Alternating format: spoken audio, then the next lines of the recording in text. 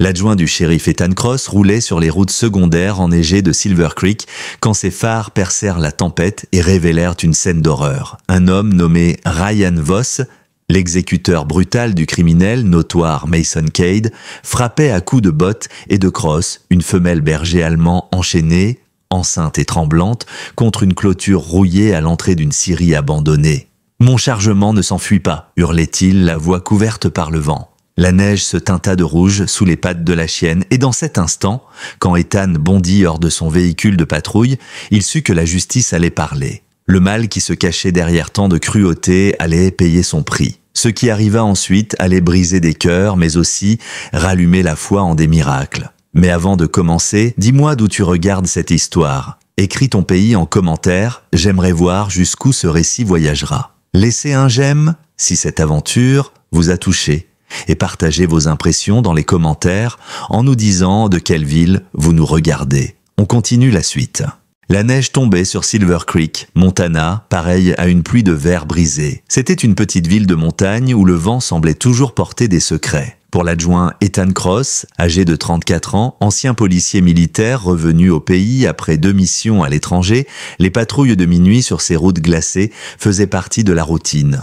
Pourtant, cette nuit-là, tout semblait différent. La tempête était plus lourde que d'habitude, étouffant les bruits, et l'air avait cette odeur âcre, mélange de gasoil et de résine de pin. Dans son camion de patrouille, Ethan portait l'uniforme standard, une épaisse veste bleu marine, avec l'écusson argenté de Silver Creek brodé sur la poitrine, des bottes usées couvertes de sel et un talkie-walkie accroché à son épaule. Malgré son allure solide et son calme d'apparence, ses yeux scrutaient chaque ombre comme s'il se trouvait encore sur un terrain hostile. La discipline militaire ne l'avait jamais quitté. À la sortie d'un virage aveugle, il aperçut une ombre qui bougeait. Son instinct se tendit aussitôt. Il ralentit, abaissa la vitre, laissant entrer le sifflement de la tempête. Le bruit monta, un cri étouffé, aigu, douloureux, porté par le vent.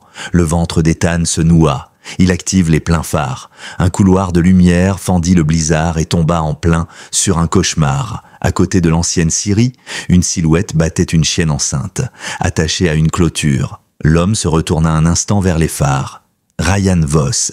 La plupart des habitants le connaissaient sous le surnom du « serpent ».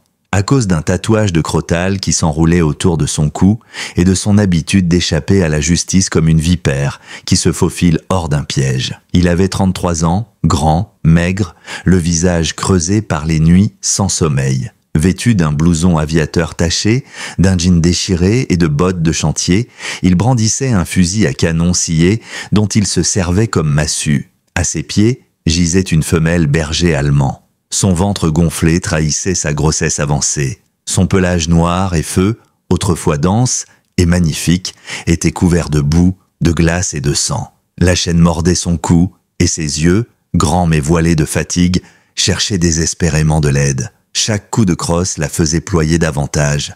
Ses pattes laissaient de petites marques rouges dans la neige. Le souffle d'Ethan se bloqua. Ses réflexes militaires prirent le relais. Il immobilisa son camion, ouvrit la portière d'un geste vif et dégaina son arme de service. « Bureau du shérif !» Lâchez immédiatement cette arme. Sa voix claqua dans l'air gelé. Ryan se tourna, ébloui par les phares. Pendant une seconde, les regards se croisèrent, celui du prédateur et celui du justicier. Le visage de Ryan se crispa, mélange de rage et de calcul. Il cracha dans la neige, lâcha un juron, puis détala vers la forêt enneigée. « Stop! Les mains en l'air !» cria Ethan, avançant d'un pas rapide. Mais Ryan n'était déjà plus qu'une silhouette floue disparaissant entre les pins. Le vieux pick-up qu'il avait laissé tournait toujours, ses échappements crachant une fumée épaisse comme un souffle de dragon. Ethan s'agenouilla près de la chienne. La chaîne était épaisse, fixée par un cadenas au poteau de la clôture. « Doucement, ma belle, ça va aller » murmura-t-il, sa voix adoucie, comme celle qu'il utilisait jadis avec des chiens de l'armée. La femelle gémit, une patte se soulevant faiblement. Rangeant son arme, il sortit son couteau multifonction et scia le maillon jusqu'à ce que le métal cède. La chienne s'affaissa contre sa jambe, épuisée. Ethan passa ses bras sous elle, sentit ses côtes frémissantes et le poids tendu de son ventre. Malgré le froid mordant, sa chaleur corporelle transperça ses gants. Alors qu'il se relevait, un éclat attira son regard près du poteau. Un vieux téléphone jetable clignotait encore malgré le gel. Sur l'écran, un message s'affichait « MK, livraison échouée. Récupère-la immédiatement ». En pièce jointe, un fichier listait des numéros de code sous le titre « Inventaire K9 ». Le cœur d'Ethan se serra. Mason Cade. Les rumeurs de son trafic de chiens venaient de prendre une réalité glaciale dans la neige. La chienne remua, entr'ouvrant les yeux. L'odeur métallique de sang et celle de gasoil collaient à son pelage. « Tu es en sécurité maintenant », souffla Ethan. « Personne ne te fera plus de mal. » Il la déposa délicatement à l'arrière de son véhicule, la recouvrant de sa veste de rechange. Le gyrophare reflétait ses éclats bleus et rouges sur la neige tourmentée. Cette scène n'était pas un simple acte de cruauté, c'était un message, et Ethan venait de l'intercepter. Il attrapa sa radio. « Ici l'adjoint Cross. J'ai besoin d'une unité de renfort et du contrôle animalier à l'ancienne Syrie. Suspect en fuite à pied. Je transporte une chienne blessée. » Le grésillement du poste répondit, mais il l'écouta à peine. Dans son rétroviseur, la femelle s'était roulée en boule, son ventre lourd se soulevant au rythme de sa respiration fragile. Ethan serra le volant. Les pièces du puzzle s'assemblaient, Ryan Voss, Mason Cade, les chiens disparus, le fichier codé. En avançant dans la tempête, il sut qu'il venait de mettre les pieds dans une affaire bien plus sombre qu'il ne l'imaginait. La neige collait au pare-brise du véhicule de patrouille d'Ethan Cross alors qu'il descendait lentement Main Street. Le cœur de Silver Creek était réduit à quelques fenêtres encore allumées et à des porches ensevelies sous les congères. La femelle, berger allemand, reposait à l'arrière, blottie dans la veste de l'adjoint. Sa respiration restait faible mais régulière. Pendant le trajet, il lui avait trouvé un nom presque instinctivement. Dakota. Quelque chose de doux, un mot auquel se raccrocher dans le chaos. La clinique vétérinaire se trouvait au bout de la rue. Un bâtiment de briques basses avec une enseigne en bois peint qui grinçait sous le vent. Cœur Animal Care. À l'intérieur, des lumières jaunes chaleureuses perçaient la nuit glaciale. Ethan se gara au plus près, resserra son manteau et souleva Dakota dans ses bras. Elle paraissait plus lourde, ou peut-être était-ce seulement le poids de ce qu'elle venait d'endurer. En poussant la porte, un carillon résonna. Une femme apparut depuis l'arrière-salle, essuyant ses mains sur une serviette. Dr Hannah Ward, 28 ans, menue mais solide après des années passées à manipuler des animaux bien plus massifs qu'elle. Ses cheveux châtains étaient attachés en un chignon pratique et elle portait une tunique de travail bleu marine sous une polaire brodée au nom de la clinique. Née à Helena, elle était revenue au Montana après ses études vétérinaires pour servir les petites communautés rurales. Ses yeux verts, d'un calme rare, étaient capables de rassurer un cheval affolé ou un officier nerveux. Ethan se présenta rapidement, déposant Dakota sur la table d'examen. La chienne gémit mais ne mordit pas, sa queue repliée sous son ventre. Hannah enfilait déjà des gants, ses mains parcoururent de doucement le flanc de l'animal, palpant, écoutant, murmurant des paroles apaisantes. « Elle est en fin de gestation », dit-elle à voix basse, et très déshydratée. Ses doigts s'arrêtèrent sur une légère bosse au niveau du cou. « Il y a quelque chose d'inséré ici. » Ethan sortit de sa poche le téléphone trouvé près de la clôture. « Je l'ai retrouvé attaché à la scierie. L'homme qui la frappait a pris la fuite. Ryan Voss. » Hannah fronça les sourcils en découvrant sous le pelage un minuscule implant. Elle attrapa un scanner portatif. Le bip aigu résonna et un numéro s'afficha à l'écran. Son visage se figea. C'est un ancien code d'enregistrement des K9 de la police. Ce programme a fermé il y a 6 mois. Plusieurs chiens ont été déclarés disparus.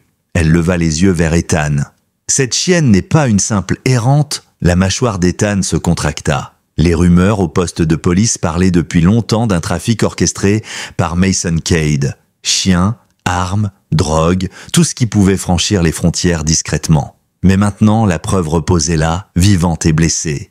Hannah poursuivit son examen, découvrant une fine cicatrice dans l'oreille de Dakota, signe d'une ancienne opération. Elle préleva du sang avec une précision calme. Le liquide rouge foncé remplit le tube, révélant un léger dépôt brillant au fond. Hannah le plaça sous la lumière, fronça les sourcils, puis plongea une bandelette réactive. Le papier vira subtilement au bleu. Trace de stupéfiant, annonça-t-elle, grave. Elle allait été utilisée comme support. Pas directement à l'intérieur de son corps, mais sur son pelage, ses plaies. Ou peut-être via des colliers trafiqués. Le cou d'Ethan se hérissa. Dehors, la neige continuait de tomber, les lampadaires dessinant des halos blanchâtres. « Et elle est enceinte », ajouta Hannah d'une voix dure. Cela rend les choses encore plus terribles. Dakota gémit faiblement. Ethan pose une main sur sa tête. Elle a déjà été dressée. Regarde ses yeux. Elle veut nous faire confiance, Mais elle attend encore le prochain coup. Anna posa une perfusion saline, insérant doucement la tubulure. La chienne frémit, puis s'apaisa sous la couverture thermique qu'elle tira sur elle. « Tu as bien fait de l'amener vite », dit Anna. 1 heure de plus dehors et elle perdait sa portée, ou sa vie. Ethan hocha la tête, mais son esprit filait déjà. Voss, Cade, l'inventaire, les stupéfiants. Il garda le silence à la radio pour l'instant, trop risqué tant que les pièces ne s'emboîtaient pas complètement. Anna ajusta la couverture, ses gestes sûrs et précis. Elle doit rester ici cette nuit, mais si ces hommes l'ont battue en pleine rue, ils n'hésiteront pas à venir la chercher. Ethan scruta les vitres embuées, l'odeur d'antiseptique et de bois imprégnant la pièce. « Je posterai une patrouille dehors. Demain, je vérifierai ce numéro de puce et je retrouverai son ancien maître. » Anna acquiesça. « Je ferai confirmer l'analyse sanguine. Si tu as raison sur ce trafic, on est en plein dans quelque chose de gigantesque. » Ses yeux se radoucirent quand elle se pencha à nouveau sur Dakota. « Elle mérite tellement mieux que ça. » Ethan s'accroupit, plongeant son regard dans celui de la chienne. « On les aura, » murmura-t-il. Les yeux ambrés clignèrent lentement, comme un signe de confiance. Le vent frappa contre les vitres, faisant vibrer les carreaux. Ethan revit la botte de Voss s'abattre, la crosse du fusil claquer, le sang et le gasoil. Il se jura que cette fois, les bourreaux d'innocents ne s'en sortiraient pas. Dakota remua faiblement, un son plaintif s'échappant de sa gorge. Ethan posa sa main sur sa nuque. « Tu es en sécurité, je veille sur toi. » Silver Creek dormait sous une couverture immaculée, ignorant qu'au fond d'une petite clinique, le premier fil d'un empire criminel venait d'être tiré. À l'aube, les rues étaient ensevelies sous des congères. Ethan poussa la porte arrière du poste de police, ses pas résonnant dans le couloir glacé. Le commissariat était modeste, 3 bureaux, une salle radio, quelques cellules, et derrière une porte métallique, une petite zone prévue pour les animaux trouvés. Ce n'était pas grand-chose, mais c'était le seul endroit où Dakota pouvait être en sécurité pour l'instant. Il la porta jusqu'au chenil, son poids réparti dans ses bras, comme un soldat blessé qu'on évacue du champ de bataille. La perfusion fixée par Anna battait doucement sous un bandage. Dakota reniflait chaque odeur, huile d'arme, papier, sol désinfecté. Il la déposa sur un tapis en polaire. La femelle hésita, puis entra seule dans la cage, tournant sur elle-même avant de se coucher. Les barreaux et les murs carrelés déclenchèrent une mémoire ancienne. Elle émit un aboiement bref, méfiant, puis se calma en croisant le regard d'Ethan. « Ce n'est que temporaire, ma belle. Tu es en sécurité, souffla-t-il. » De retour à son bureau, il ouvrit le sac de preuves contenant le téléphone de Voss. Les messages défilaient. Le texte signé MK n'était pas seul. Plus bas, un fichier intitulé « Inventaire ». Des dizaines de numéros s'alignaient, tous identiques, au format de la puce de Dakota. Ethan en sélectionna plusieurs et les compara au rapport de chien disparu qu'il avait lu des mois plus tôt. La correspondance était frappante. Ce n'était pas un seul chien volé, mais tout un réseau. Un coup discret retentit à sa porte. L'officier David Morales entra, un jeune recrue de 27 ans encore raide dans son uniforme neuf. Son énergie juvénile contrastait avec l'air fatigué d'Ethan. « Bonjour adjoint », dit-il en levant un dossier. « Dispatch m'a envoyé vérifier l'animal que vous avez ramené. Je note le rapport ?» Ethan hocha la tête. « Dakota, berger allemand femelle, fin de gestation, victime de maltraitance liée à Ryan Voss. » David écrivit rapidement. « On dit que Voss bosse pour Mason Cade, c'est vrai ?» Son regard glissa vers le chenil. « Bon sang, elle est énorme. Pauvre bête. » Ethan répondit à voix basse. « Garde ça hors des radios, ce n'est pas qu'une affaire de maltraitance. » David fronça les sourcils, mais ne questionna pas davantage. Son regard se posa sur l'écran de surveillance. 4 caméras diffusaient l'extérieur du poste. « L'alarme de mouvement s'est déclenchée 2 fois cette nuit, dit-il. Probablement des cerfs. » Ethan plissa les yeux, revoyant une silhouette fugace dans l'allée. Trop grande pour un animal. « Pas des cerfs, murmura-t-il. Sauvegarde ces images sur le cloud et fais passer une voiture toutes les heures dans l'allée. » Resté seul, il se massa les tempes. L'odeur du café froid et des manteaux humides emplissait la pièce. Le téléphone de Voss révéla alors une photo qui le glaça. Un entrepôt sombre, rempli de cages. Des chiens de toute race y étaient enfermés, certains avec des zones rasées où des perfusions avaient été posées. Une autre photo montrait une carte avec des repères tout le long de la frontière canadienne. Ethan les imprima et les accrocha au tableau de liège. Peu à peu, un schéma se dessinait. Un aboiement retentit dans le chenil. Dakota s'était redressée, oreilles dressées, muscles tendus, fixant la porte comme si elle pressentait un danger. Le grondement bas qui s'échappa de sa gorge n'avait rien d'une peur, c'était un avertissement. Ethan s'approcha et murmura « Toi aussi tu l'as senti ». Il envoya alors un email crypté à une alliée de confiance, l'agente d'État Sarah Whitmore, 42 ans, une enquêtrice chevronnée à la division de l'investigation criminelle du Montana. Elle l'avait déjà aidée dans une affaire d'armes. Grande, solide, cheveux blonds striés de gris, elle portait toujours de longs manteaux qui la faisaient ressembler à une avocate. Et Ethan lui transmit l'inventaire et écrivit « Besoin de confirmation sur les K9 disparus, gardés confidentiels ». Dakota reprit sa position couchée, mais ses yeux restèrent rivés sur la porte. Ethan glissa une gamelle d'eau dans la cage. Elle lapa lentement, les muscles encore crispés. L'interphone crépita. « Cross, c'est Morales. Dr. Ward a fini les analyses.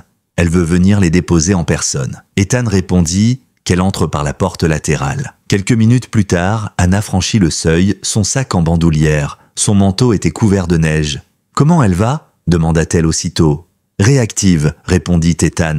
Anna sortit des papiers et une clé USB. Les tests confirment. J'ai trouvé plusieurs marqueurs de narcotiques. Elle a servi de cobaye. Ses yeux se posèrent sur le chenil. Mais elle paraît plus calme. Ethan hocha la tête. Les caméras ont capté quelqu'un dehors cette nuit. Voss, peut-être. Il vérifie si elle est encore là. Anna pâlit. Ils ne s'arrêteront pas. Pas tant qu'elle est la preuve vivante de leur trafic. Ethan ferma le poing. On va la déplacer dans un endroit plus sûr. Mais d'abord, je dois vérifier chaque numéro de cette liste. Un aboiement claqua à nouveau, plus sec cette fois.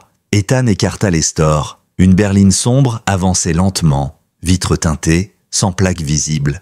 Il grava sa silhouette dans sa mémoire. Anna, elle, posa sa main contre les barreaux, caressant doucement le pelage de Dakota. Elle a traversé l'enfer, murmura-t-elle, mais elle cherche encore à protéger quelqu'un. Ethan répondit d'une voix grave. C'est pour ça que je l'ai nommée Dakota, elle mérite un vrai nom. L'après-midi filait doucement sur Silver Creek, mais à l'intérieur du commissariat, la tension montait comme une tempête invisible. Les images imprimées d'entrepôts et de cages s'étalaient sur le tableau de liège, reliées par des traits rouges. Dakota, couché dans son chenil, suivait chaque bruit. Ses oreilles alertes, Ethan, assis derrière son bureau, relisait une nouvelle fois les messages du téléphone de Ryan Voss, l'esprit en ébullition. Un signal discret retentit à la réception. David Morales passe la tête dans l'encadrement de la porte. « Un camion de livraison vient d'arriver, dit-il perplexe. Le chauffeur prétend apporter des fournitures pour l'armoire d'épreuves. Mais je n'ai aucun souvenir d'une commande. » Ethan se leva aussitôt. « Fais-le entrer. » Sa main glissa sous sa veste, vérifiant la présence de son arme. Par la fenêtre du couloir, il aperçut l'homme. Grand, veste matelassée brune, casquette abaissée, un classeur sous le bras. La neige couvrait ses bottes, pourtant, son attitude crispée alerta immédiatement Ethan.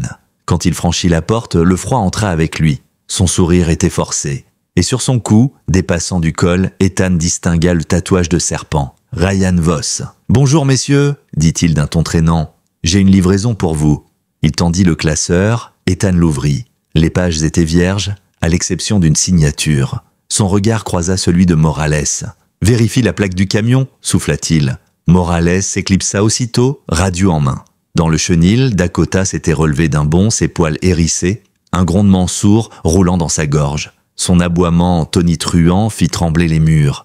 Elle avait reconnu son odeur. Le masque de Voss se fissura. Son sourire disparut. Ses yeux glissèrent vers le couloir menant au chenil. Ethan se plaça entre lui et la cage. « Pas un pas de plus !» lança-t-il d'une voix glaciale. À cet instant, la radio de Morales grésilla depuis l'extérieur. « Adjoint Cross, la plaque est fausse, ce n'est pas un camion de livraison ?» Ethan posa sa main sur son arme. « Ryan Voss, vous êtes en état d'arrestation pour... » Mais le criminel lâcha brutalement le classeur et se jeta vers la sortie. Ethan tenta de le saisir, mais Voss se dégagea avec la rapidité d'un serpent, renversant une chaise. La porte claqua derrière lui. Ethan s'élança, ses bottes frappant la neige tassée. Le camion l'attendait moteur allumé, arrière entrouvert. Quand Ethan tira la porte, il ne trouva qu'un mur de carton vide. À l'intérieur, un sac de sport luisait dans la pénombre. Il l'ouvrit, menottes plastiques, muselière, carte mémoire. Tout le nécessaire pour enlever un chien. Il rangea rapidement la carte dans sa poche et balaya la rue du regard. Les empreintes de Voss menaient vers un ruisseau gelé. Disparu, encore une fois. De retour au commissariat, il inséra la carte dans son ordinateur. Des dizaines de vidéos apparurent, chacune plus insoutenable que la précédente. Des bergers allemands, des malinois, des labradors enfermés dans des cages de métal, contraints à courir des parcours sous la surveillance d'hommes masqués. Dans une séquence, un bras tatoué injectait un liquide à l'arrière-train d'un chien. La voix reconnaissable de Voss donnait des ordres, comptant de l'argent. Ethan coupa le son, la mâchoire serrée. Puis vint le dernier fichier. La voix grave et posée de Mason Cade résonna. « Ramène-moi cette chienne avant qu'elle ne parle avec ses yeux. Mon chargement ne s'enfuit pas. » Ethan recula le souffle court. C'était la première fois qu'il entendait Cade enregistrer. À cet instant, la porte s'ouvrit. Hannah Ward entra, un épais manteau gris jeté sur ses épaules, ses cheveux encore humides de neige. « Morales m'a raconté ce qui s'est passé, » dit-elle, inquiète. Ethan tourna l'écran vers elle, elle porta la main à sa bouche. « C'est l'entrepôt de formation de Cade, » souffla-t-elle. « Je reconnais les murs. J'y avais déjà vu des graffitis lors d'un sauvetage. » Elle s'accroupit près du chenil. Dakota, encore tendue, s'était recouchée, mais ses yeux restaient fixés sur le couloir, là où Voss s'était trouvé. « Bonne fille, » murmura Hannah. « Tu l'as reconnue. » Morales réapparut, un papier à la main. La plaque du camion venait d'une casse à Billings, volée la semaine dernière. Ethan prit le rapport et l'ajouta au tableau déjà couvert. « Cade l'a envoyé directement ici, » dit-il. « Il veut récupérer Dakota avant qu'elle ne dévoile tout son trafic. » Hannah croisa les bras. S'il ose entrer dans un commissariat en plein jour, c'est qu'il n'a plus peur. Ethan fixe les vidéos encore ouvertes. Ou alors, il est assez désespéré pour tout risquer. Il retira la carte et la rangea dans un sachet scellé. On a enfin des preuves solides. Il nous faut un mandat pour fouiller cet entrepôt. Morales hocha la tête et sortit préparer la procédure. Hannah resta un instant observant Dakota. « Elle tient au mieux que je ne pensais, » dit-elle. « Mais elle sent toute cette tension. » Ethan s'approcha du chenil, glissant une gamelle d'eau fraîche. « Tiens bon, » murmura-t-il à la chienne. « Personne ne te fera plus de mal. » La neige s'épaississait dehors, les flocons frappant les vitres comme des fantômes. Ethan se redressa, ses yeux fixés sur le tableau de preuves. Mason Cade avait peut-être tenté d'effacer ses traces, mais désormais chaque élément l'enfonçait davantage. À l'autre bout de la ville, dans un bureau lambrissé, Cade lui-même raccrochait son téléphone. L'homme, la cinquantaine, massif, cheveux noirs coupés courts, portait un costume hors de prix malgré l'hiver montagnard. Un trophée d'élan trônait au-dessus de sa cheminée. Ses yeux sombres étincelaient de colère. « Tu y retournes ?» avait-il ordonné à Voss. « Récupère cette chienne avant qu'il ne comprenne tout. Je me moque de ce que ça coûte. » Le soir venu, Ethan éteignit les lumières de son bureau. Le commissariat se replongea dans un silence tendu. Dans le chenil, Dakota s'était endormie, ses flancs se soulevant doucement. Mais dehors, dans les rues enneigées, Ryan Voss tournait déjà comme un prédateur patient. Et quelque part plus haut, Mason Cade resserrait son emprise. La nuit recouvrit Silver Creek d'un voile épais. Dans la salle principale du poste, le tableau de liège brillait faiblement sous une lampe. Ethan s'y tenait, les bras croisés, étudiant les photos et les cartes. À son bureau, Hannah Ward passait au crible les derniers fichiers de la carte mémoire. Dakota, roulée en boule, surveillait chaque bruit de ses oreilles étendues. Chaque code correspond à un chien disparu dans l'État, dit Hannah, agrandissant un tableau Excel. Mais certains vont au-delà, jusqu'à la frontière. C'est un trafic organisé à grande échelle. Ethan traça une ligne entre Silver Creek et un village frontalier. Cade utilise ses K9 pour transporter drogue et armes. Hannah fit pivoter l'écran et regarde ça. Elle ouvrit un document nommé « Données test ». Tout en bas figurait le numéro de puce de Dakota. Elle faisait partie des essais, expliqua Hannah. Ils ont commencé par de petites charges pour tester sa tolérance. Puis, quand elle est tombée enceinte, ils ont voulu s'en débarrasser. Ethan se passa une main sur le visage. Ils n'exploitent pas seulement ses chiens. Ils les transforment en armes. Le téléphone sonna. Ethan décrocha, enclenchant le haut-parleur. La voix de Sarah Whitmore, ferme et rapide, emplit la pièce. « J'ai reçu tes fichiers. Tu avais raison. Kate est dans notre viseur depuis longtemps, mais jamais on n'avait eu de preuves directes. Sois prudent. Il est violent quand il est acculé. » « Trop tard, » répondit Ethan. « Il a déjà envoyé Voss en plein commissariat. » Sarah soupira. « Écoute, il y a autre chose. Une de nos agentes a disparu il y a 3 mois en enquêtant sur cet entrepôt. Linda Martinez, 39 ans, vétérane de Seattle. On pense que Cade l'a capturée. » Le sang d'Ethan se glaça. « Envoie-moi sa photo. » Un fichier arriva aussitôt. Une femme au regard déterminé, manteau et badge, visible à la ceinture. Ethan l'imprima et l'accrocha au tableau sous la mention « Disparu ». Anna se pencha.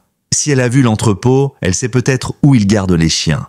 Ethan hocha la tête. Et si elle est encore en vie, Cade sait qu'on approche trop près. Sarah confirma. Le dernier signal de son téléphone venait d'un ancien triage ferroviaire, 15 miles au nord. Méfie-toi, elle raccrocha. Anna lança aussitôt une recherche croisée sur une carte satellite. Voilà, dit-elle, pointant l'écran. Le même endroit figure sur les vidéos de formation. C'est notre cible. Ethan entoura la zone au marqueur rouge. On l'a trouvé. La porte du commissariat s'ouvrit brusquement, laissant entrer une bourrasque de neige et un homme massif en manteau de patrouille.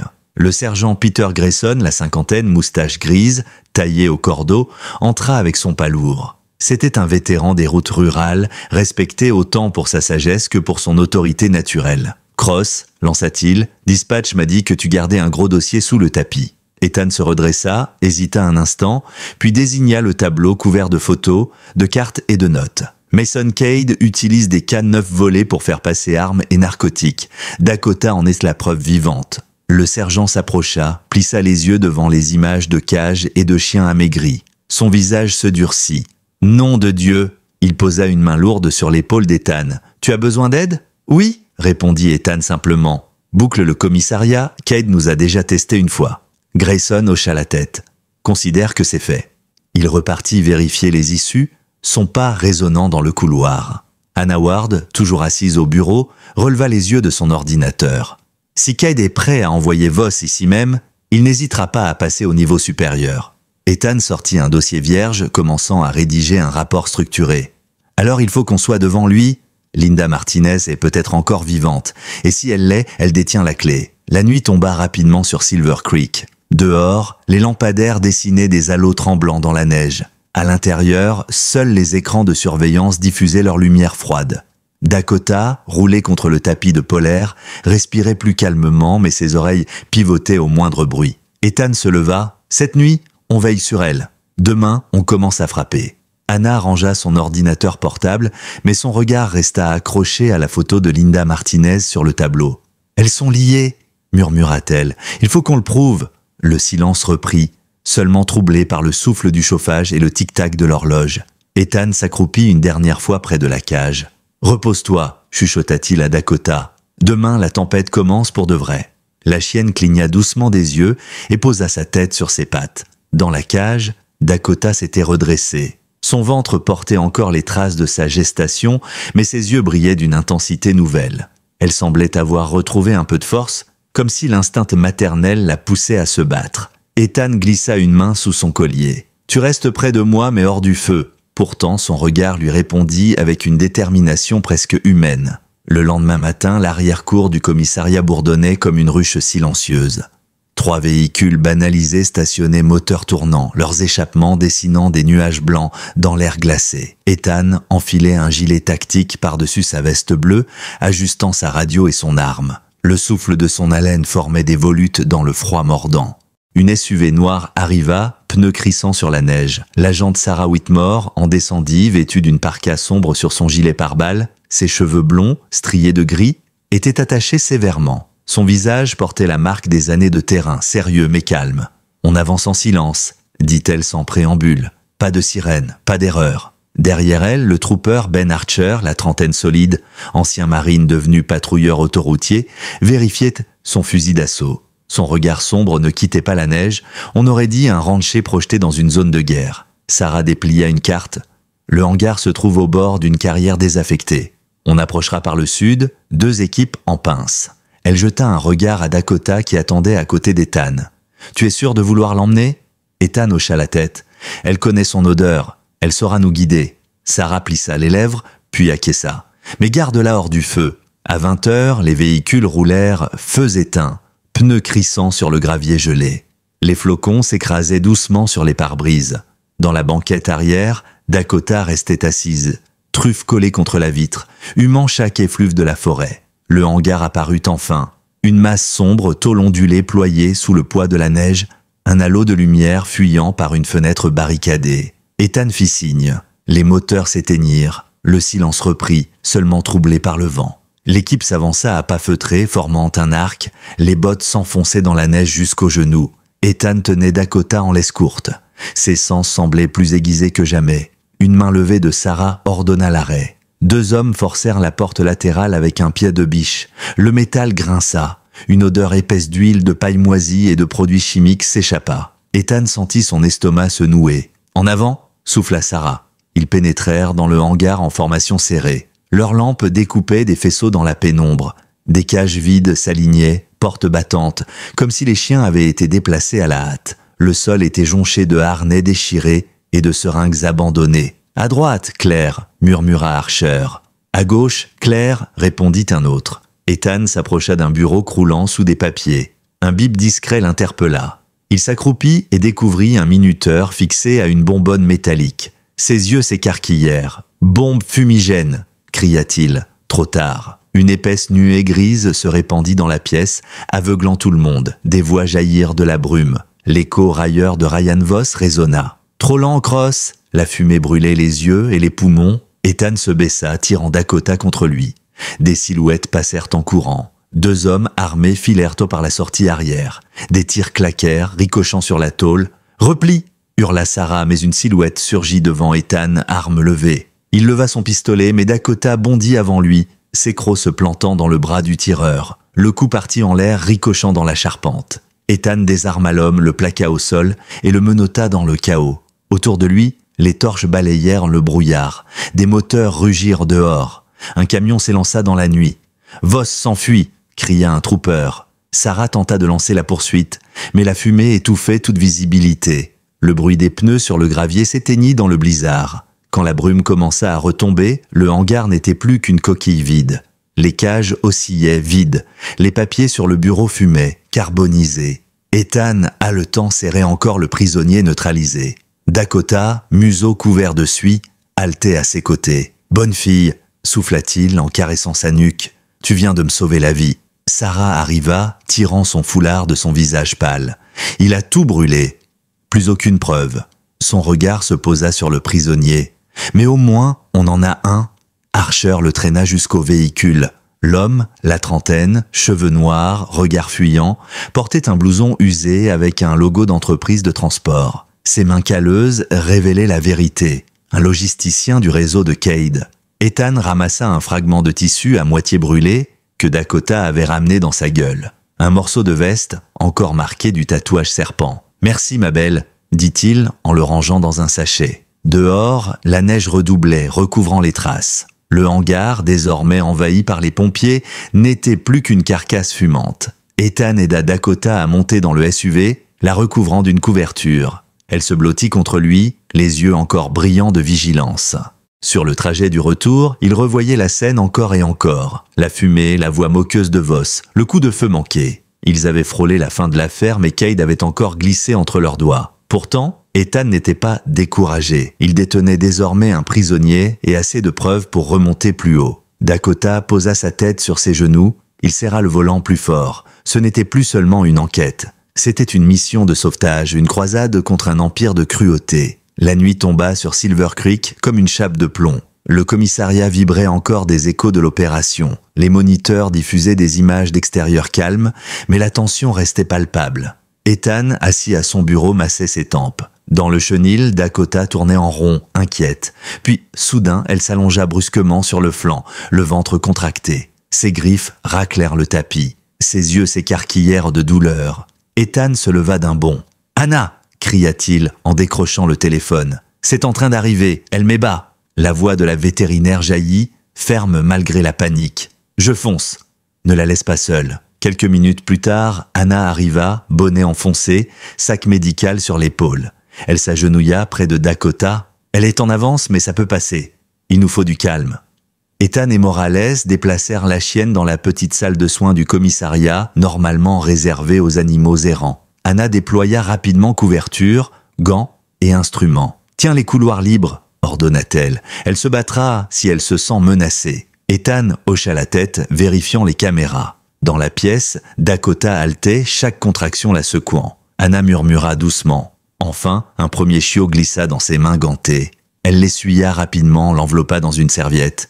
Le petit poussa un couinement aigu. Anna sourit malgré la tension. « Ça y est, ma belle, tu es maman. » Mais à travers la fenêtre, Ethan aperçut des ombres bouger dans la ruelle arrière. 3 silhouettes armées. Son sang se glaça. « Ils sont là » souffla-t-il. Morales blêmit. « Voss, la tempête, la naissance, l'assaut. » Tout allait s'entremêler dans la nuit de Silver Creek. Les cris du premier chiot résonnaient encore dans la petite salle vétérinaire du commissariat quand Ethan Cross aperçut les silhouettes approcher par la ruelle arrière. La neige balayait leurs manteaux sombres et l'éclat métallique des armes ne laissait aucun doute. Ryan Voss menait la marche, visage à moitié dissimulé sous une cagoule, mais son tatouage serpent s'étirait sur son cou comme une menace vivante. « Morales » souffla Ethan, le regard rivé sur l'écran de surveillance. « Verrouille les portes, mets une barrière devant. » Le jeune agent hocha la tête, tremblant mais déterminé. Il déplaça un meuble lourd devant l'entrée secondaire tandis qu'Ethan dégainait son arme. Dans la salle de soins, Anna Ward se concentra sur Dakota. « Reste avec moi, ma belle, concentre-toi. » La chienne haletait, ses muscles tendus par une nouvelle contraction.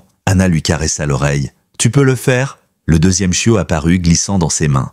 Elle l'enveloppa vite dans une serviette, le frotta jusqu'à ce qu'un petit cri perçant retentisse. Ethan ouvrit la porte juste assez pour jeter un œil. « Anna » dit-il d'une voix basse mais ferme. « Ils sont là. Continue, quoi qu'il arrive. » Elle leva les yeux, ses pupilles vertes brillant dans la lumière blafarde. « Alors défendez-la. Moi, je m'occupe d'elle. » Une détonation fit vibrer les vitres. Les hommes de Voss ouvraient déjà le feu. Ethan plongea derrière un bureau renversé, répliquant d'une rafale sèche. Morales, accroupi derrière un pilier, épaula son fusil à pompe. La neige projetée par les balles explosait en nuages blancs à travers la fenêtre brisée. À l'intérieur, Dakota poussa un gémissement profond. Son instinct de protection la tiraillait, mais la douleur la clouait au sol. Anna gardait ses mains calmes, malgré la peur qui battait dans sa poitrine. « Tu es en sécurité, chuchota-t-elle, je te promets sous qu'ils n'entreront pas. » Dans le hall, Ethan roulait d'un couvert à l'autre. « Vous ne l'aurez pas !» cria-t-il entre deux tirs. Voss répliqua d'une voix rauque. « Tu crois pouvoir m'arrêter? C'est moi qui décide, qui vit et qui crève dans cette ville. Donne-moi la chienne, et peut-être que j'épargne ton commissariat. »« Jamais !» cracha Ethan. Sa voix vibrait de rage et de détermination. Une autre explosion secoua les murs. Une grenade artisanale venait de souffler la porte arrière. Morales fut projeté au sol, son arme glissant hors de portée. 3 silhouettes s'engouffrèrent dans le couloir, fusil levé. Ethan tire 2 fois, en abattit un. Dakota, malgré sa douleur, redressa la tête et grogna, ses yeux ambres fixant la menace comme des braises. Anna hurla « Concentre-toi sur tes petits, pas sur eux !» Mais la chienne bondit à moitié, griffant le carrelage, prête à défendre ses chiots naissants. Ethan sentit la panique l'envahir. Il ne pouvait pas se permettre de la laisser sortir. « Morales, ramène-la !» L'agent, le visage ensanglanté par une coupure, ramassa son fusil et se jeta dans le couloir. Il tira un coup sec, forçant les 2 assaillants restants à se plaquer au sol. Voss entra à son tour, un rictus cruel aux lèvres. Son fusil court, braqué droit vers la salle de soins. « Voilà mon cargo » siffla-t-il. « Et tu crois que 3 murs et un shérif fatigué vont me l'empêcher de repartir avec ?» Ethan sortit de sa cachette d'un bond, l'arme tendue. « Tu fais un pas de plus et je t'arrête, Voss. C'est fini pour toi. » Mais Voss éclata de rire, un rire froid. « Fini ? Tu ne comprends rien, Cross. Mason Cade a des yeux partout. Même si tu me tues, tu ne sauveras rien. » Une nouvelle contraction secoua Dakota. Anna, en sueur, accoucha du 3e chiot sous les échos des coups de feu. Ses mains tremblaient, mais elle réussit à stimuler la respiration du petit corps. Le cri du nouveau-né perça le chaos. Ce son attira l'attention de Voss. Ses yeux s'écarquillèrent, un mélange de colère et de cupidité. « Même les petits, murmura-t-il, ils valent une fortune. » C'était la seconde de trop. Ethan pressa la détente. La balle arracha l'arme des mains de Voss, qui hurla et se plaqua contre le mur. Morales surgit, le mettant en joue. Les assaillants encore debout prirent la fuite, laissant leur chef blessé derrière. Dakota poussa un dernier gémissement avant de s'affaisser, épuisée mais vivante. Ses 3 chiots respiraient contre elle, serrés dans les serviettes. Anna leva les yeux, les mains couvertes de sang, mais ses traits éclairés par un sourire de soulagement. « Ils sont là » souffla-t-elle. « 3 miracles. » Ethan s'approcha, posant une main sur l'épaule d'Anna, l'autre sur la nuque de Dakota. Ses yeux brillaient malgré la fumée et l'odeur de poudre. « On les a tenus à distance, ma belle. Tu as gagné. » Dans le couloir, Morales menottait un Voss hurlant, le tatouage serpent se tordant sur son cou crispé. « Tu crois que c'est fini, flic ?» cracha-t-il. « Kate viendra pour toi, pour elle, pour les chiots, et cette fois, rien ne l'arrêtera. » Ethan planta son regard dans le sien. Alors qu'ils viennent, je l'attends. Les sirènes des renforts commencèrent enfin à hurler au loin, s'approchant à travers la tempête, mais dans cette pièce saturée de peur, de douleur et de courage, la vraie victoire était couchée sur une couverture, une mère et ses 3 petits vivant contre toute attente. L'aube grisa les vitres du commissariat à peine réparées. L'air était encore chargé de fumée et de désinfectants. Dakota, allongée dans une cage capitonnée, veillait sur ses 3 chiots roulés contre elle. Anna les surveillait d'un œil attentif, notant chaque respiration, chaque mouvement. Ethan, lui, fixait Voss à travers la vitre de la cellule. Le criminel avait reçu des soins d'urgence, mais gardait ce sourire venimeux. « Cade ne m'abandonnera pas », répéta-t-il sans cesse. « Tu crois avoir gagné, mais tu n'as rien vu. » Ethan serre les poings. La bataille ne faisait que commencer. Le soleil s'était levé sur Silver Creek, mais sa lumière pâle n'apportait aucun réconfort. Dans la cellule froide du commissariat, Ryan Voss, menotté et blessé, souriait toujours d'un air mauvais. Ses yeux injectés de sang fixaient Ethan Cross, qui se tenait de l'autre côté de la vitre. « Tu crois avoir gagné une manche ?» cracha-t-il. Mais Mason Cade ne laisse jamais ses affaires inachevées. « Tu n'as pas idée de ce qui arrive ?» Ethan resta impassible, mais à l'intérieur, ses nerfs vibraient comme des cordes prêtes à rompre. Il avait vu des hommes comme Voss sur les champs de bataille, arrogants parce qu'ils savaient qu'un pouvoir plus grand se tenait derrière eux. Pourtant, cette fois, il ne comptait pas reculer. Il se pencha légèrement. « Alors tu feras le messager. Quand Cade viendra, je serai prêt. » Dans le chenil, transformé en nurserie, Dakota reposait entourée de ses 3 chiots blottis contre son ventre. Anna Ward, les traits tirés mais concentrés, vérifiait leur petit souffle régulier. Elle leva les yeux quand Ethan entra, sa veste encore couverte de poussière et d'odeur de poudre. « Ils vont bien ?» murmura-t-elle, un faible sourire adoucissant son visage fatigué. Mais elle est à bout. Elle a donné tout ce qu'elle avait cette nuit.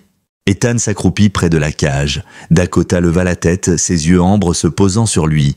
Malgré son épuisement, une lueur de confiance brillait encore. Il glisse ses doigts entre les barreaux. « Tu as tenu bon, ma belle. Maintenant, c'est à nous de veiller sur toi. » À des kilomètres de là, dans un bureau boisé à la périphérie de Billings, Mason Cade observait l'écran d'un téléphone posé devant lui. Les images floues d'une caméra amateur montraient le commissariat de Silver Creek après l'assaut raté. Son visage carré, encadré de cheveux noirs coupés courts, restait impassible.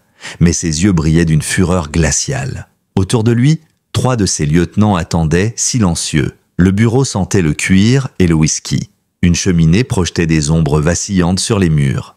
Cade porta un cigare à ses lèvres, inspira longuement, puis souffla la fumée en direction de l'écran. « Voss m'a déçu », dit-il d'une voix grave, capturé comme un amateur. L'un des hommes, un colosse chauve tatoué jusque dans la nuque, demanda prudemment « Que fait-on, patron ?» Cade posa le cigare dans un cendrier de cristal et se leva. Sa carrure imposante dominait la pièce. On ne laisse jamais une faiblesse s'installer. Si cette chienne et ses chiots restent en vie, tout notre réseau s'écroule. Cross a mis la main sur des preuves, il faut les récupérer et réduire Silver Creek au silence. Il se tourna vers un autre de ses hommes, un brun aux yeux d'acier. « Prépare une équipe, pas 3 hommes comme Voss, une escouade entière. Je veux qu'il frappe bien vite, mais qu'il frappe bien fort. Et je veux Cross vivant. » Le silence qui suivit résonna comme une condamnation. De retour à Silver Creek, Ethan analysait les fichiers retrouvés sur la carte SD récupérée dans la fausse camionnette. Entre les vidéos de dressage cruel et les listes de codes, un document crypté avait retenu son attention. Avec l'aide d'Anna, qui avait un talent certain pour décrypter les données, ils réussirent à l'ouvrir. Une série de cartes apparut, marquées de points rouges le long de la frontière canadienne. « C'est un itinéraire !» dit Anna en plissant les yeux. « Des dépôts, des caches, des routes de passage. » Ethan traça du doigt la ligne qui passait par une vieille station-service désaffectée juste au nord de Silver Creek. « Voilà où il compte frapper ensuite. C'est un point de transit. Mais s'il sait que tu l'as compris, il va changer de plan, » répondit Anna. Ses mains serraient nerveusement la tasse de café qu'elle tenait. « Tu le forces à sortir du bois ?»« Exactement, » répliqua Ethan. « Et c'est ce que je veux. » La nuit suivante, la tension monta encore d'un cran. Des patrouilles supplémentaires furent déployées autour du commissariat. Morales, toujours meurtri par la grenade de la veille, refusait pourtant de prendre du repos. « Je reste » insista-t-il en vérifiant son fusil. « Je ne les laisserai pas repasser cette porte. » Ethan acquiesça. « D'accord, mais tu obéis à mes ordres sans discuter. » Dakota, elle, semblait avoir retrouvé un souffle nouveau. Malgré son corps affaibli, elle se tenait plus droite, alerte, ses yeux suivant chaque bruit. Ses chiots couinaient doucement, inconscients du danger. Hannah les surveillait avec une tendresse féroce.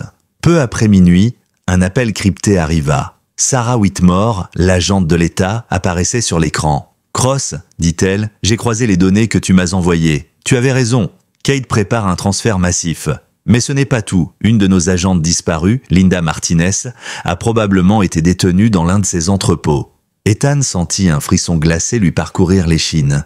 Vivante, on ne peut pas confirmer. Mais les indices pointent vers un vieux dépôt ferroviaire à 15 miles au nord. Si elle est encore là, Cade va vouloir la déplacer avant que nous frappions.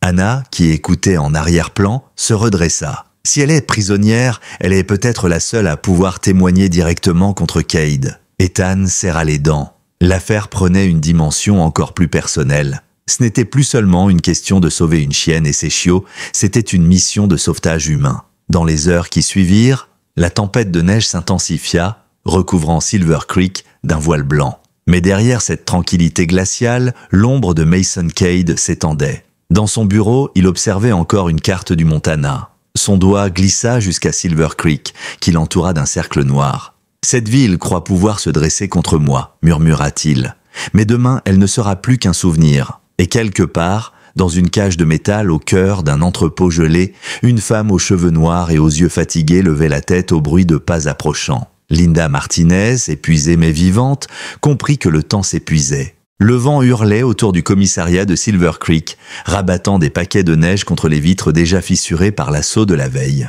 Dans la salle de briefing improvisée, Ethan Cross, Hannah Ward, Morales et l'agente d'État Sarah Whitmore se tenaient autour d'une carte dépliée. Les marques rouges cerclaient le vieux dépôt ferroviaire au nord, un lieu désaffecté depuis près de 10 ans. Si Linda Martinez est encore en vie, c'est là qu'ils la retiennent, expliqua Sarah, sa voix grave mais posée. Cade sait que nous approchons. Il voudra l'exfiltrer.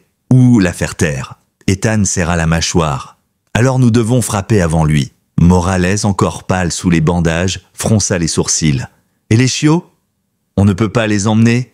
Hannah posa une main protectrice sur la caisse où les 3 petits dormaient contre leur mère. Ils restent ici, sous surveillance. Je me porte garante de Dakota, mais je viens avec vous. Ethan secoua la tête. Trop dangereux. Mais le regard vert de la vétérinaire brilla d'une obstination inébranlable. « Tu as besoin de moi? Tu l'as vu toi-même, cette chienne réagit à des choses que toi tu ne peux pas sentir. Et s'il faut stabiliser Linda, je suis la seule avec une formation médicale. » Sarah croisa les bras. « Elle a raison. Et Cross, tu le sais ?» Ethan inspira profondément. « D'accord. Mais tu restes près de moi, pas d'écart. » À l'aube, ils se mirent en route. 3 véhicules banalisés s'enfonçaient dans la neige, leurs pneus crissant sur le bitume gelé. Dans le SUV de tête, Ethan conduisait, les yeux fixés sur la route effacée par les congères. Hannah était à sa droite, une trousse médicale sur les genoux. À l'arrière, Dakota, malgré son épuisement récent, restait assise, le museau collé contre la vitre, les oreilles dressées. La chienne semblait sentir qu'une nouvelle bataille approchait. Ses yeux ambres fixaient l'horizon avec une intensité presque humaine. Morales roulait dans le second véhicule avec 2 officiers d'État. Sarah Whitmore fermait la marche dans une Jeep noire, son regard d'acier rivé sur le GPS. Après 1 heure à serpenter dans la neige, l'ancienne gare apparut. Un complexe abandonné, hangar éventré et wagons rouillés, entourés de broussailles givrées. Le tout baignait dans une lumière blafarde qui donnait à l'endroit des allures de cimetière. « Parfait pour une planque ?» murmura Morales à la radio. Ethan gara son SUV derrière une butte. Le silence pesait, rompu seulement par le souffle du vent et le craquement des branches. Il sortit, vérifia son fusil, puis ouvrit l'arrière pour libérer Dakota. La chienne bondit dans la neige, flairant aussitôt l'air avec une précision féline. Son museau se tourna vers l'entrepôt principal. « Elle a un fil », dit Hannah presque à voix basse. Ethan hocha la tête. Alors on suit son instinct. L'équipe se divisa. Sarah et 2 agents prirent le flanc est, Morales et ses hommes le côté ouest. Ethan et Hannah, avec Dakota, s'avancèrent par l'entrée principale, glissant entre les carcasses de wagons rouillés. Chaque pas résonnait dans l'air glacé. Les planches craquaient sous leurs bottes. Le dépôt exhalait une odeur de rouille, de moisissure et de quelque chose d'autre, un mélange de gasoil et de chair enfermée. Dakota accéléra soudain, grognant bas, poils hérissés. Ethan leva la main, ordonnant l'arrêt. Un bruit métallique résonna, des chaînes qui s'entrechoquaient, puis un gémissement humain faible, presque imperceptible. « Linda » souffla Anna. Ils avancèrent encore, et dans l'ombre d'un wagon éventré, ils la virent. Attachée à une poutre de métal, les poignets liés par des menottes rouillées, Linda Martinez leva la tête. Ses cheveux noirs collaient à son visage amaigri, mais dans ses yeux brillait encore une étincelle de défi. « Police !» lança Ethan en s'approchant. « On va vous sortir de là !» Mais à peine avait-il prononcé ces mots qu'un déclic résonna derrière eux. Un fusil armé. Ryan Voss, en fuite de la veille, se tenait là, un pansement de fortune sur le bras, le serpent tatoué tordu par la douleur et la rage. Derrière lui, 2 hommes en manteau sombre pointèrent leurs armes. « Je vous avais prévenu » siffla Voss. « Personne ne touche à ce qui appartient à Mason Cade. » Ethan leva son arme lentement. Dakota, elle, n'attendit pas. Dans un bond fulgurant, elle jaillit vers Voss, le forçant à reculer d'un pas. Le coup partit dans le vide, ricochant sur le métal. Ethan tira aussitôt, abattant l'un des complices. Anna, plaquée contre le wagon, protégea Linda de son corps. Le chaos explosa dans l'entrepôt glacé. Les échos des tirs rebondissaient comme des coups de tonnerre. Dakota, malgré ses forces amoindries, s'acharnait sur Voss, ses crocs serrés sur son manteau. Voss hurlait, frappant de la crosse, mais la chienne tenait bon. « Anna, sors-la de là !» cria Ethan en couvrant leur retraite. Anna réussit à faire sauter les menottes avec un outil de fortune. Linda, titubante, s'accrocha à elle. Elles s'éloignèrent à pas pressés. Dakota reculant en grognant, prête à bondir de nouveau. Morales et Sarah surgirent par les côtés, tirant à leur tour. Les 2 derniers hommes de Cade prirent la fuite. Voss, ensanglanté mais encore debout, lança un dernier regard venimeux. « Ce n'est pas fini! Vous venez de signer votre arrêt de mort. » Puis il disparut dans les ruines, couvert par la fumée et la neige. Quelques minutes plus tard, le silence revint. Linda Martinez, recroquevillée dans la Jeep de Sarah, grelottait mais respirait encore. Anna l'enveloppa dans une couverture, posant un stéthoscope sur sa poitrine. Elle était faible, mais vivante. Ethan s'agenouilla à côté, posant une main ferme sur l'épaule de Linda. « Vous êtes en sécurité maintenant, mais il faut nous dire tout ce que vous savez. Cade doit tomber. » Linda leva un regard fatigué mais déterminé. Sa voix rauque brisa enfin le silence. « Vous n'imaginez pas l'ampleur de son réseau. Ce que vous avez vu avec les chiens, ce n'est que la surface. » Ces mots résonnèrent comme une prophétie sombre. Et Ethan comprit qu'il venait de sauver une vie, mais qu'il n'avait fait qu'effleurer l'océan de cruauté de Mason Cade. Dans la chaleur précaire de la Jeep noire, Linda Martinez reprenait lentement des couleurs. Son souffle restait court, ses lèvres gercées par des jours sans eau suffisante, mais son regard retrouvait une intensité brûlante. Hannah Ward la maintenait couverte, surveillant son rythme cardiaque avec la vigilance d'une chirurgienne. Dakota, couchée près d'elle malgré ses chiots laissés au commissariat, ne la quittait pas des yeux, comme si elle comprenait l'importance de ce témoignage. Ethan Cross s'accroupit en face de Linda, son visage marqué par la fatigue mais tendu d'une énergie implacable. « Linda, vous êtes en sécurité maintenant, mais vous avez vu des choses que personne d'autre n'a vues. Si on veut faire tomber Mason Cade, on a besoin de tout ce que vous savez. » Linda serra les dents. Ses poignets meurtris par les menottes tremblaient encore, mais elle força ses mots. « Cade ne se contente pas des chiens. Les K9 ne sont que l'appât. Ce réseau, c'est une toile qui s'étend de l'Idaho jusqu'au Canada. Il utilise les animaux pour masquer ses transferts, oui, mais aussi comme monnaie d'échange. Certains sont vendus à des groupes privés, dressés pour la garde ou les combats clandestins. D'autres, sa voix se brisa. D'autres finissent disséqués pour tester des substances. Le silence qui suivit pesait comme un bloc de glace. Même Morales, habituellement bavard, détourna le regard. Sarah Whitmore sortit son carnet, sa voix ferme. « Nom, lieu, tout ce que vous avez entendu. » Linda ferma les yeux un instant, revivant les murmures arrachés pendant sa captivité. Il a un site central, pas seulement des caches, une ferme transformée en centre d'entraînement au cœur de la vallée de Milk River. C'est là que transitent les convois avant de franchir la frontière. J'ai entendu ces hommes parler de la cour, un endroit où Cade règle ses comptes et où il montre sa puissance. Ethan échangea un regard sombre avec Sarah. Milk River se situait à moins de 100 km au nord-est. Un territoire reculé, couvert de ranchs abandonnés et de bois épais, parfait pour dissimuler une forteresse criminelle. « Et les chiens ?» demanda Anna, sa voix vibrante de colère contenue. Linda baissa la tête. « J'ai entendu des aboiements toutes les nuits, des dizaines. Certains étaient utilisés pour transporter de la drogue dans des sacs fixés à leurs harnais. D'autres subissaient des injections expérimentales. » Elle marqua une pause, sa gorge se serrant. Un soir, j'ai vu une portée entière emmenée dans un camion. Il disait que ça partirait à l'est, vers des acheteurs privés. Dakota grogna doucement, comme si elle comprenait. Ethan posa sa main sur son dos, sentant ses muscles tendus. Morales lâcha un juron bas. On parle pas d'un gang de campagne, c'est une armée. Sarah prit la parole. Nous devons informer le QG de la division. Mais soyons clairs, s'ils apprennent à l'existence de ce centre à Milk River, ils enverront une équipe lourde. Ethan hocha la tête. Et Cade l'attend. Si on fonce sans préparation, on perdra la surprise. Et probablement Linda. Anna serra la main de la rescapée. Non, pas encore. Elle doit se reposer, récupérer ses forces. Linda secoua la tête, ses yeux flamboyants. Il n'y a pas de temps. Cade sait que je suis vivante. Il va déplacer son centre. Si vous attendez, il disparaîtra à nouveau et tout ce que j'ai enduré n'aura servi à rien. Ces mots résonnèrent comme une gifle. De retour au commissariat, les chiots de Dakota remuaient dans leur caisse, inconscients du poids de l'histoire qui se déroulait autour d'eux. Anna les installa contre leur mère, retrouvée après la mission. La chienne soupira, ses yeux se radoucissant enfin un peu. Mais dans la salle de réunion, l'atmosphère restait électrique. Le tableau couvert de photos, de cartes et de schémas ressemblait à une toile d'araignée rouge. Au centre, un nouveau cercle avait été tracé autour de Milk River. Ethan fixait ce point. Voilà notre cible. Mais on ne peut pas y aller seul. Sarah, bras croisés, réfléchissait. Je peux obtenir du soutien fédéral, mais ça prendra du temps. Et Cade bougera avant ça. Linda, assise avec une couverture autour des épaules, intervint. Vous n'avez pas besoin d'une armée, juste d'une percée. Son orgueil l'a poussé à concentrer ses forces à la cour. Mais l'endroit a une faiblesse. Un tunnel de service sous l'ancienne grange principale. Je l'ai vu quand ils m'ont déplacé. Ethan tourna la tête vers elle, les yeux brillants d'une détermination nouvelle. « Alors on entrera par là ?» Morales blêmit. « C'est de la folie.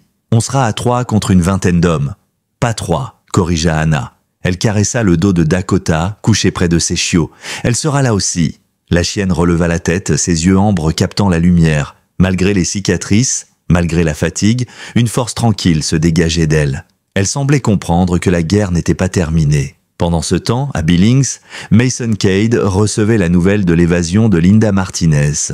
Le rapport était sec, brutal. Voss avait encore échoué. Le chef criminel resta silencieux de longues secondes, ses poings serrés sur le bureau. Puis il se leva, sa voix glaciale faisant trembler ses hommes. « Voss est un cadavre qui marche. Mais avant qu'il tombe, je veux que Cross, Ward et cette chienne me soient amenés vivants. Qu'ils comprennent ce que signifie défier Mason Cade. » Il frappa du poing sur la table, faisant vibrer les verres. « Préparez la cour, nous recevons des invités. » La nuit recouvrait Silver Creek d'un manteau immaculé. Mais dans le commissariat, personne ne dormait.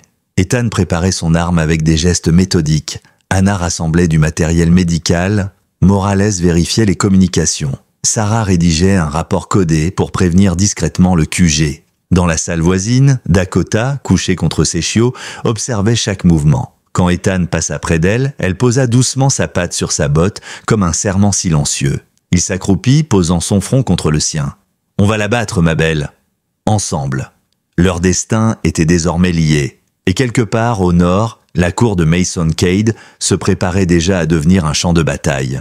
L'aube s'était levée sur Silver Creek, mais pour Ethan Cross et son équipe, la lumière grise ne portait aucun répit. Dans la salle principale du commissariat, le tableau couvert de cartes et de photos avait pris des allures de plan de guerre. Le cercle rouge autour de Milk River semblait les narguer, comme une cible impossible à atteindre. Sarah Whitmore, bras croisés, observait l'ensemble avec l'œil d'une stratège. Cade a transformé cette ferme en forteresse. Des clôtures électriques, des caméras thermiques, des gardes armés en permanence. Si on frappe de front, on est mort avant d'avoir passé le portail. Linda Martinez, encore affaiblie mais déterminée, traça du doigt sur la carte. Mais le tunnel existe. Une bouche de ventilation dissimulée dans le vieux silo à grains. J'y ai vu passer 2 hommes quand ils m'ont déplacé. C'est notre seule chance. Morales secoua la tête. Et si c'est piégé ? Ethan répondit d'une voix ferme. Alors on improvise. Mais on ne peut pas attendre.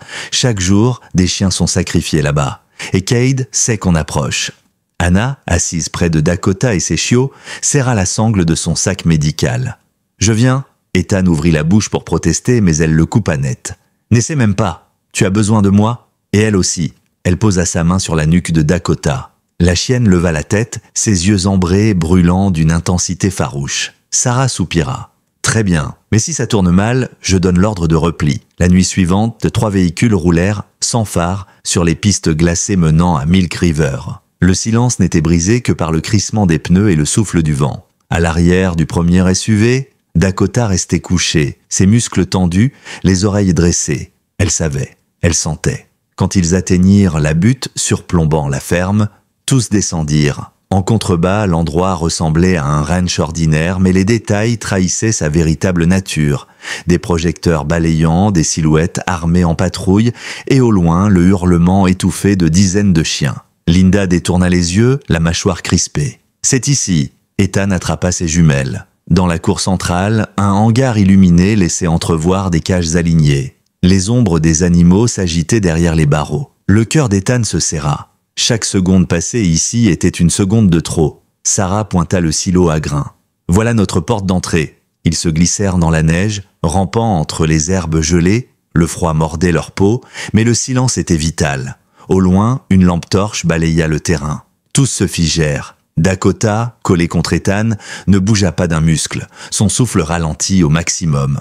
Quand la lumière passa, ils reprirent leur progression. Arrivé au silo, Morales força une grille rouillée avec un pied de biche. Le métal grinça, mais le vent couvrit le bruit.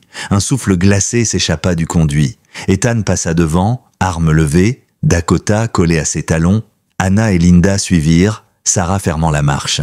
Le tunnel était étroit, saturé de poussière et d'odeur de rouille. Leurs pas résonnaient à peine sur le sol de béton. Au bout de quelques minutes, un bruit sourd monta. Des voix, des ordres aboyés. Le claquement métallique de cages. Ethan fit signe de couper les lampes.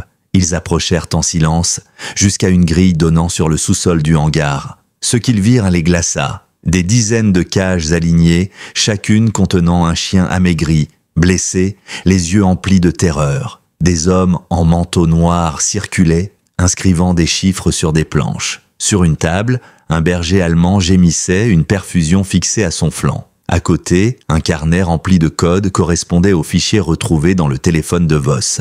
Anna porte la main à sa bouche, étouffant un sanglot. Dakota, elle, poussa un grondement bas, ses yeux rivés sur les cages. Linda murmura « La cour, voilà ce que je vous avais dit. Il dresse ses hommes ici, il teste ses chiens ici, et c'est ici qu'il punit ceux qui osent le défier. » Au même instant, une porte claqua. Un silence respectueux parcourut la salle. Mason Cade entra. Grand, massif, costume noir sous un manteau de cuir, il imposait sa présence comme un roi entrant dans sa salle du trône. Ses yeux sombres balayèrent les cages, les hommes, puis s'arrêtèrent sur le chien étendu sur la table. Il sourit froidement. « Mes amis, dit-il d'une voix grave, voici l'avenir. Ces créatures ne sont pas seulement des animaux, elles sont nos soldats, nos mules, nos armes, et tant que je régnerai, personne n'osera les arracher à mon empire. » Ethan sentit son poing se crisper sur son arme. Chaque fibre de son corps hurlait de tirer. Mais il savait qu'un seul coup déclencherait un massacre. Anna, les yeux embués, serra le bras d'Ethan. « On doit les sortir de là. Tous !» Dakota tremblait de rage silencieuse, ses yeux fixés sur Cade. Elle reconnaissait cet homme. Elle savait. Ethan inspira profondément. La mission venait de changer. Il ne s'agissait plus seulement de sauver Linda, ni même Dakota et ses chiots. Il s'agissait d'anéantir la cour, de mettre fin à l'empire de Mason Cade. Et cette nuit-là, dans l'ombre du silo, la guerre venait de commencer. Le signal fut donné en silence. Ethan enfonça la grille et l'équipe jaillit dans le hangar comme une vague de justice. Les premiers coups de feu éclatèrent, brisant la stupeur des hommes de Cade. Morales neutralisa 2 gardes d'un tir précis.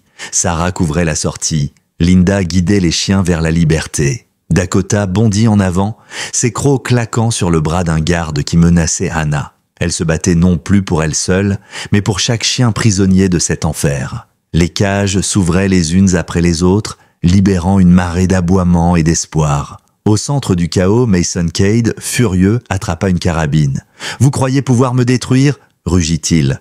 Ethan s'avança, arme levée, ses yeux plantés dans les siens. « Non, ce sont eux qui te détruisent. » Dakota bondit une seconde fois, détournant le tir destiné à Ethan.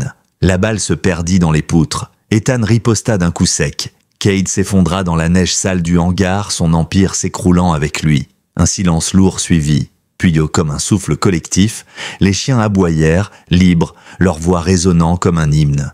Anna tomba à genoux, serrant Dakota contre elle, des larmes de soulagement aux yeux. « Tu l'as fait, ma belle?